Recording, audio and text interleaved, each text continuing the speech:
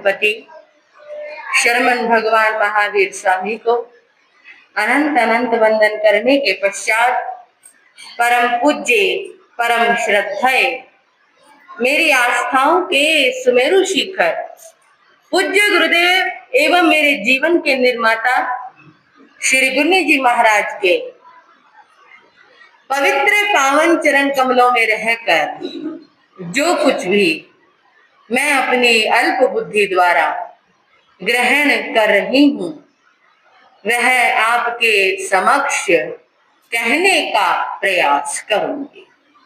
उपस्थित धर्म प्रेमी श्रोतागण, आप सभी भगवान महावीर स्वामी की मंगलमय कल्याणकारी धर्म देशना को सुन रहे हैं पाठशाला में दिए गए प्रत्येक शब्द को, अक्षर। बंधुओं, ये मात्र अक्षर नहीं, ये समझ लीजिए ये संजीवनी बूटी है। ये वो संजीवनी बूटी है जो हमें एक नया जीवन प्रदान करती है, क्योंकि जिसने जीने का तरीका सीख लिया मानो उसे एक नया जीवन मिल गया, जिसका जीवन बदल गया, जो बुराइयों से पीछे हट गया तो समझ लेना उसका जीवन बदल जाता है और उसको एक नया जीवन मिल जाता है। ये संजीवनी बूटी है। इस संजीवनी बूटी को अपने जीवन में जितना भी हम प्रयोग में लाएंगे हमारा जीवन, हमारी आत्मा उतनी ही अमरता प्राप्त करती चली जाएगी। आज एक नया शब्द आपके सामने आ रहा है, अक्षर है ठ। हाँ जी, ठ से ठठेरा। अब बताओ, आप तो पढ़ते हो ठ से ठठेरा और भगवान फरमा रहे हैं ठ से ठहरो। हाँ जी, भगवान क्या कह रहे हैं? ठ से ठहरो। आप कहोगे ठहरो, ठहरो का क्या अर्थ हुआ? ठहरना क्यों? भगवान तो कहते हैं चलते रहो, एक दिन मंजिल जरूर मिल जाएगी।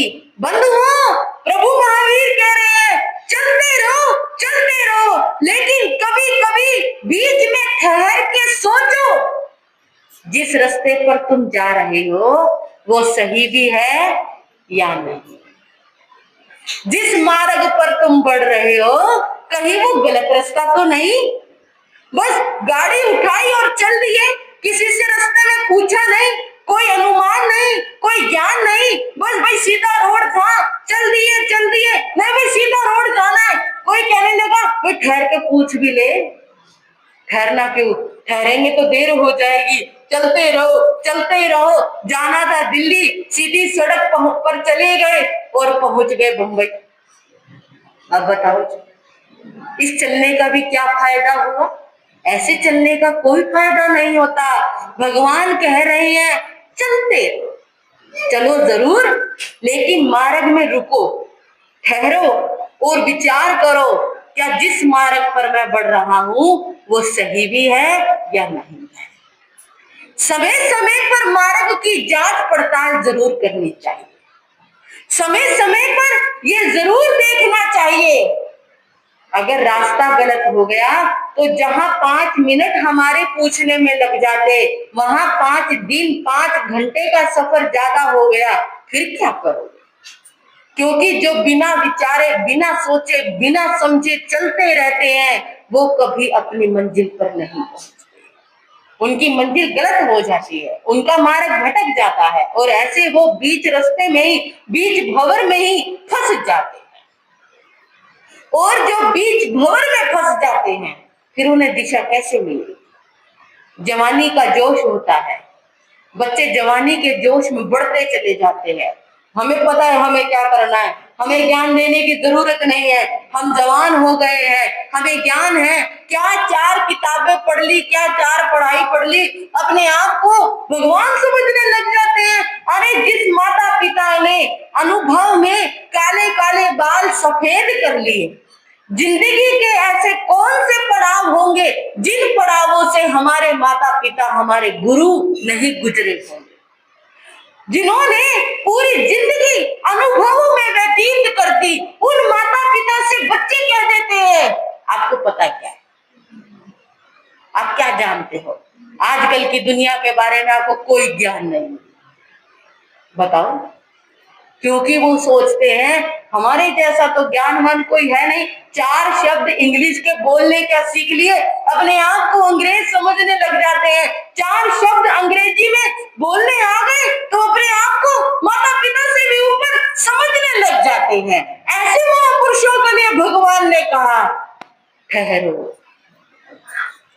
जो तुम कर रहे हो क्या पता तुम्हारी बुद्धि से वो सही हो, लेकिन बड़ों के अनुभव से देखो क्या वो सही है? बंधुओं, जिंदगी में ऐसे अनेकों पड़ाव आते हैं।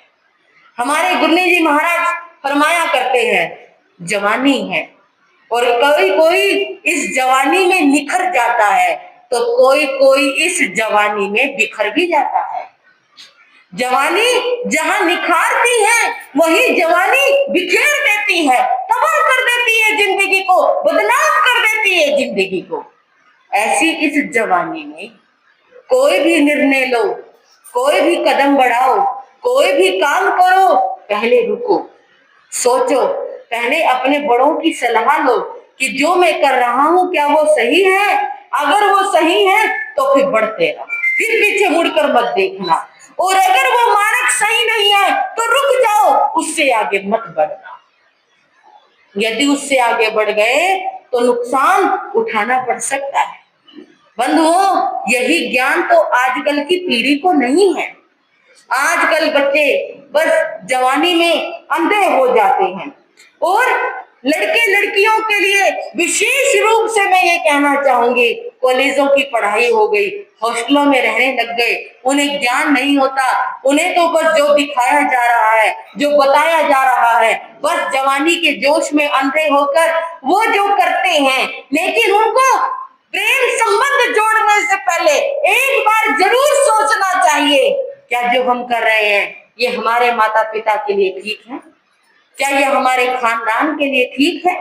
क्या जिससे हम संबंध जोड़ने की कोशिश कर रहे हैं, जिससे हम रिश्ता जोड़ने की कोशिश कर रहे हैं, जिसकी खबर हमारे माता पिता को भी नहीं है, कल को जब ये बात हमारे माता पिता को पता लगेगी तो क्या होगा, क्या बीतेगी, तो उस समय क्या परिस्थितियां रहेंगी, कहां तक भागोगे, कब तक चोरी करोगे, कब तक छुपाओगे? एक दिन सब उजागर हो जाएगा, बाद में तुम भयभीत हो रहे हो, पहले ही इस बात का ज्ञान करो। हम पंजाब में थे, हमारे पास एक परिवार आया, उनके साथ एक नया शादीशुदा दंपत्ति था। बस कोर्ट मैरिज करके सीधा वो गुरु जी महाराज के पास लेकर आए। कहने लगे, गुरु जी महाराज बचा लो।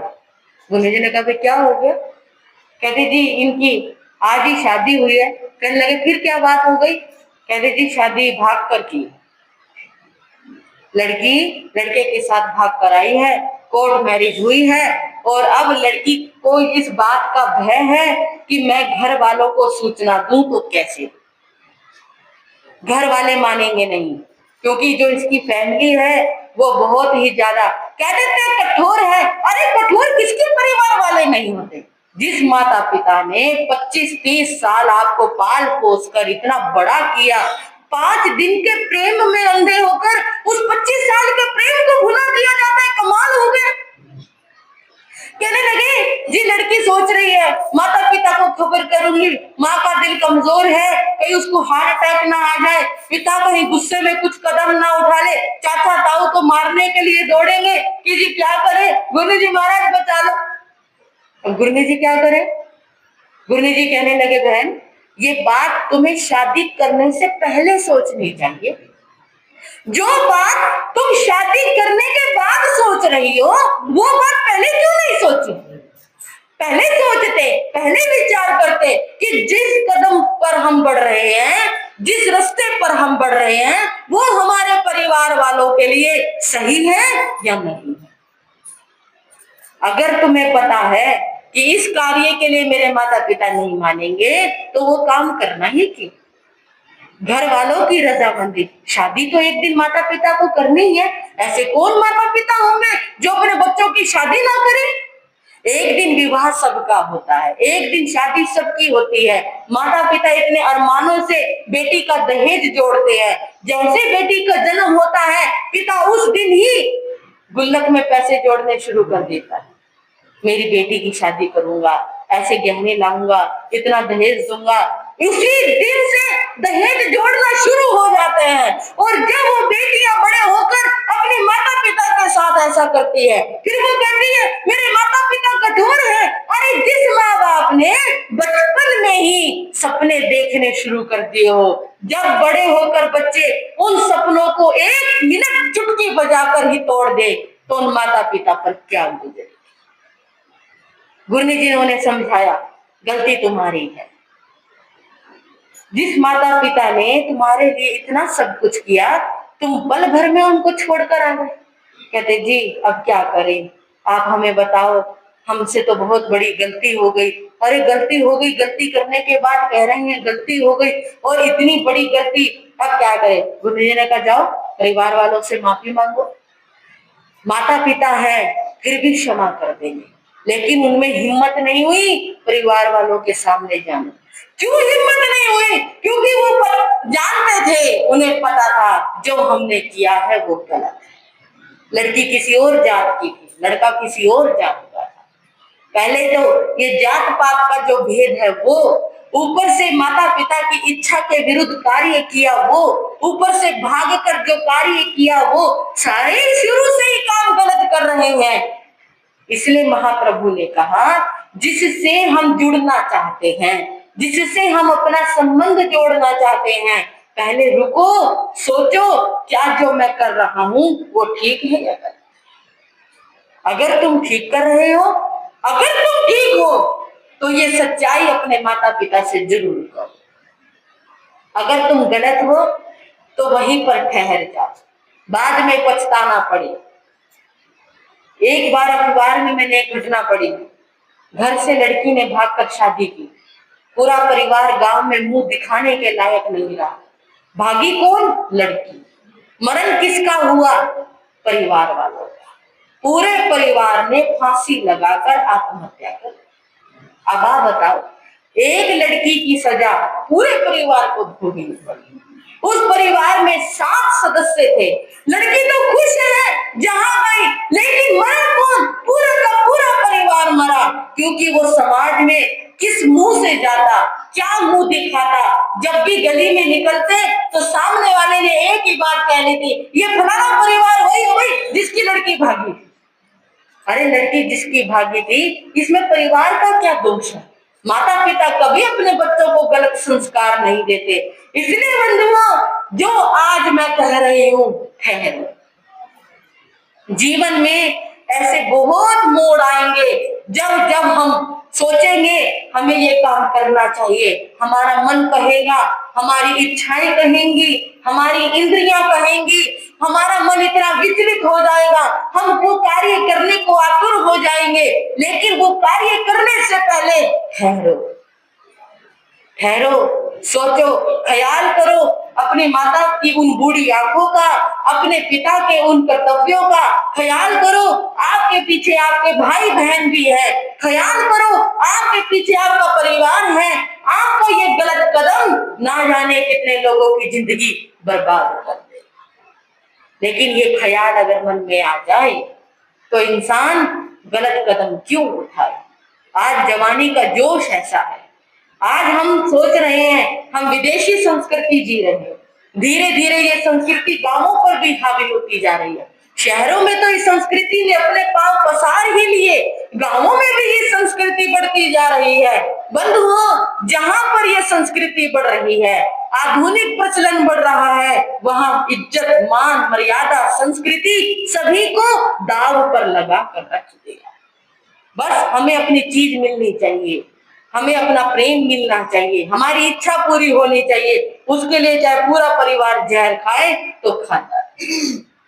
अरे कैसा इंसान हो गया, कितना स्वार्थी हो गया, अपने लिए ही सब कुछ। उसके परिवार की कोई चिंता नहीं, बूढ़े माता पिता की कोई चिंता नहीं, भाई बहन की कोई चिंता नहीं। इसलिए जिंदगी के हर पड़ाव को, हर कदम को सोच सोच कर रखना चाहिए। हर पड़ाव को बड़ा सोच समझकर पूरा करना चाहिए। सोच समझकर बोलो, सोच समझकर चलो, सोच समझकर कार्य करो, क्योंकि जो सोच समझकर कार्य किया होता है, उस कार्य करने के बाद पछताना नहीं पड़ता। जो कार्य बिना सोचे समझे किया जाता है, जल्दबाजी में किया जाता है, आतुरता में किया जाता है, ये समझ लीजिए बस मन में आया कर दो, जो आया बोल दो। अगर ऐसा करेंगे तो उसके बाद पश्चाताप है और उसका कोई इलाज।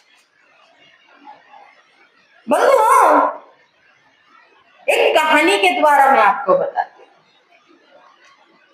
एक पंडित ने एक नेवला पाला हुआ था, छोटा सा था, पाला था उसको, बड़ा हो गया, घर परिवार वालों का बड़ा प्रिय हो गया। वो नेवला घर में ऐसे घूमता रहता था जैसे परिवार का सदस्य हो, जैसे आजकल घरों में कुत्ते होते हैं, रहते हैं, बिल्कुल ऐसे, वही खाना, वही सोना, वही बैठना, खाट और बिस्तर में ही रहना, ऐसे परिवार के सदस्य की तरह वो नेवला रहता था। घर में एक छोटा बच्चा था जो पल्ले में खेलता रहता था, सोता रहता था। एक दिन पंडितानी कुएं पर पानी लेने के लिए जा रही थी। नेवला घर के बाहर बैठा हुआ पहरेदारी कर रहा था। पंडितानी को आने में थोड़ी लेट हो गई। पीछे से घर में सांप निकल आया और वो सांप धीरे धीरे पलने में सोते हुए बच्चे की तरफ जाने लगा। नेवले ने देखा, अरे सांप, और नेवला और सांप की तो दुश्मनी है। नेवले ने सांप पर आक्रमण कर दिया। दोनों की खूब लड़ाई, और खूब लड़ाई में नेवला भी लहूलुहान हो गया और थोड़ी देर बाद सांप भी लड़ते लड़ते मर गया। लेकिन नेवला भी लहूलुहान हो गया, उसको भी खूब चोट आई, उसका भी पूरा शरीर खून खून खून खून हो गया। और इतना ही नहीं, कुछ खून जमीन पर गिर गया, कुछ खून पल्ले के पास गिर गया, और नेवले के मुंह पर भी खून लग गया। नेवला थक गया, थक कर बाहर आकर वो जहां बैठा हुआ था वहीं पर आकर लेट गया। थोड़ी देर बाद पंडितानी पानी लेकर आती है। जैसी पानी लेकर आई, उसने देखा, अरे ये क्या, जमीन पर ये खून खून कैसा लगा? नेवले के मुंह पर भी खून लगा हुआ है, पल्ले के पास भी खून बिखरा हुआ था। उसने देखा, देखते ही क्रोध में भर गई। लगता है इस नेवले ने मेरे बच्चे को मार दिया है, तो जानवर ही है, तो पशु ही, जरूर इसने मेरे बच्चे को मार दिया, मैं इसे नहीं छोड़ूंगी। उसने कुछ नहीं सोचा, कुछ नहीं समझा, डंडा उठाया और नेवले को बुरी तरह पीट दिया। नेवला तो पहले ही थका हुआ था, उसको तो पहले ही वो जख्मी हुआ था, और कुछ मालकिन ने जब उसे बुरी तरह डंडों से पीटा, नेवला मर गया। पंडितानी उस नेवले को मारकर दौड़ती हुई पल्ले के पास जाती है, और पल्ले के पास जाकर उसने देखा, पास में एक सर्प मरा हुआ पड़ा हुआ था, खून बिखरा हुआ था, और पल्ले में बच्चा बिल्कुल सुरक्षित था। उसने देखा, अरे बच्चा तो सुरक्षित है, इसका मतलब नेवले ने सर्प को मारा था, और सर्प को मारते हुए खून उसके लग गया था, वो भी जख्मी हो गया था। हाय, मुझसे कितनी बड़ी गलती हो गई। जब तक वो बाहर आई ये देखने के लिए कि नेवला जिंदा है या मर गया, बंधुओं, तब तक बहुत देर हो चुकी थी और नेवला मर चुका था। वो पंडितानी अब रो रही है, पश्चाताप कर रही है, उसने मेरे बेटे की जिंदगी बचाई, उसने हमारा वंश बचाया, उसने हमारे बच्चे की रक्षा की, और मैंने उसी को मारा। ये है ये है जल्दबाजी का परिणाम। आप सामने कुछ भी देख रहे हो तो सबसे पहले उस कार्य को देखकर पहले सोचो, समझो, रुको, ठहरो, पहले उस बात की तहकीकात करो, फिर कोई निर्णय लो, फिर कोई प्रतिक्रिया करो। लेकिन आजकल उल्टा हिसाब है, जरा सा कानों में शब्द पड़ा नहीं, प्रतिक्रिया शुरू हो जाती है। अरे भाई पहले सुन तो लो, पूरी बात तो सुनो। लेकिन नहीं, पूरी बात कहाँ सुननी, बस कहा कैसे, किया क्यों। और जब ये वातावरण होता है बंधुओं, उस परिवार में, उस समाज में, उस देश में कभी सुख शांति नहीं, बाद में सिर्फ पश्चाताप रह जाता। मैंने तो यूं सोचा था, मैंने तो यूं सुना था, इसलिए मैंने यूं कर दिया। अब कहते रहो मैंने तो यूं सुना था, मैंने तो यूं सोचा था, अब तो जो होना था हो लिया। अब पश्चाताप करने से किया जाता है। इसलिए हमें प्रभु महावीर के सिद्धांत को सुनना है, सुनकर समझना है, समझकर उस पर आचरण करना है, ताकि हमारे जीवन में कोई ऐसा समय ना आए जिस दिन हमें पश्चाताप करना पड़े। पश्चाताप करने से पहले ही यदि कोई भी कार्य सोच समझ कर किया जाए तो पश्चाताप करने की जरूरत नहीं पड़ती। महापुरुष कहते हैं, बिना विचारे जो करे सो पाछे पछताए, काम बिगाड़े अपना जग में होत हसाए। जो व्यक्ति बिना विचारे काम करता है वो बाद में जरूर पछताता है। वो अपना काम तो बिगाड़ता ही बिगाड़ता है और जग में हंसी का पात्र भी बनता है। इसलिए बंधुओं, हमें सावधान रहना है, हमें प्रभु महावीर की बात पर ध्यान देना है। प्रभु महावीर आपको जो सिखा रहे हैं उस बात पर अमल करना बहुत जरूरी है। और इसी के साथ आप